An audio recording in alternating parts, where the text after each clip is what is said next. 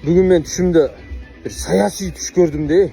Ешбір саяси түш көрген емес едім. Бұға чейін жалаң ушу базарский түш көрчү да. Бүгін түшімде түні саяси түш көрдім де. Не oldu дейсіздербі? Мына жогорку кеңеш болуп атат го азырчы. Жогорку кеңеш таркайт, анан кийин жаңы жогорку кеңештин шайлоосу болот экен депчи.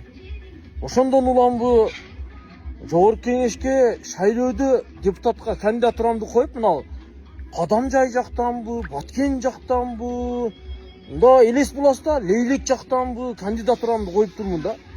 Кандидатурамды коюп, шайлоодо аябай бир 20 күндөй катуу иштеп, ошол тараптан, ошол округтан эң алдыңкы голос менен жогорку кеңешке депутаттыкка өтүп, анан келип трибунада келип эле баягы трибунада кыйкырып аттырмын да. Депутаттар, урматтуу кесиптештер, бул мыйзамды кабыл албасак болбойт. Мен муну качантан бери ойлоп жүрөм депчи.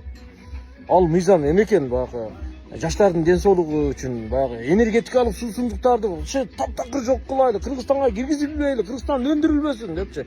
Энергетикалык суусундуктар, электрондук тамекилер таптакыр эч ким чекпесин, киргизбейли сырттан, жаштарды ойлойлу, кийинки мунун ден соолугун ойлойт деп ушундай эмоциональный кыйкырып аттырмын да.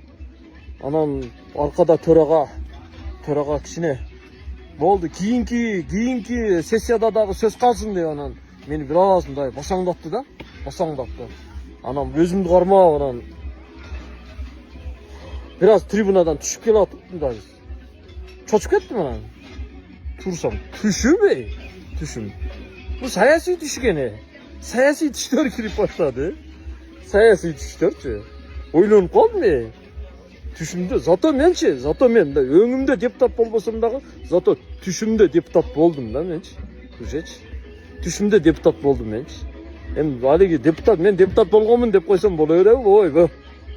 Бирок мыйзам долбоору өтө сонун кабыл алынды да мен түшүмдөчү. Кандай дейсиздер? Депутат болдум зато менчи. Рахмат.